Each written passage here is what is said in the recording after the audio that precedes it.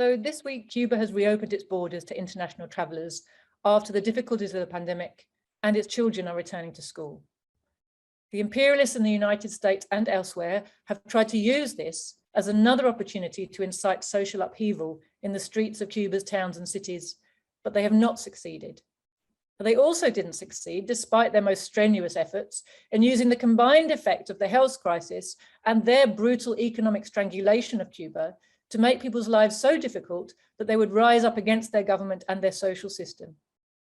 Instead, Cuba's government and people have continued to prove that even in the most difficult of circumstances, the socialist system is the only true protector of the well-being of the people. Putting her people's needs first, Cuba has worked to keep the economy going while providing for the urgent health needs of the people and prioritizing their welfare. In the context of a world pandemic, the decision taken by Cuba under the leadership of Comrade Fidel to develop her own independent biotech sector has proved to be prescient indeed. How well revolutionary Cuba's founding fathers understood that if they really wanted to care for their people, they would have to develop their own biotech sector so as to gradually remove the ability of the imperialists to blackmail and torture their people by denying them essential medicines. On behalf of socialist and progressive workers in Britain, I would like to congratulate the people of Cuba, their Communist Party and their government, headed by President Miguel Díaz-Canel, on their successful fight against the pandemic in such difficult circumstances. Despite 60 years of economic sanctions and sabotage of your small island by the free market fundamentalists of the United States of America and elsewhere, you continue to score victories and to keep your people safe.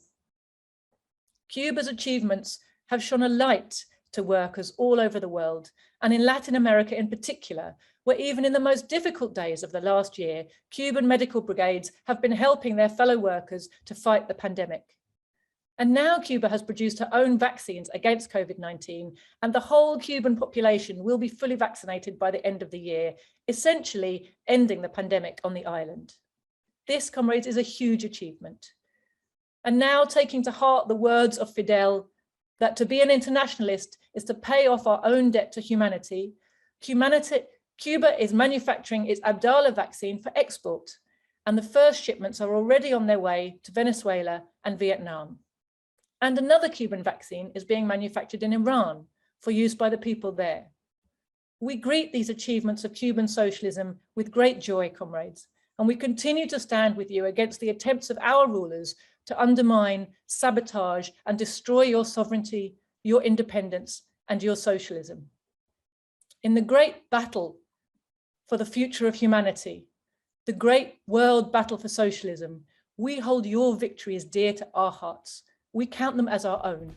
We know that if humanity is to have any future at all, that future is going to be a socialist one. Venceremos.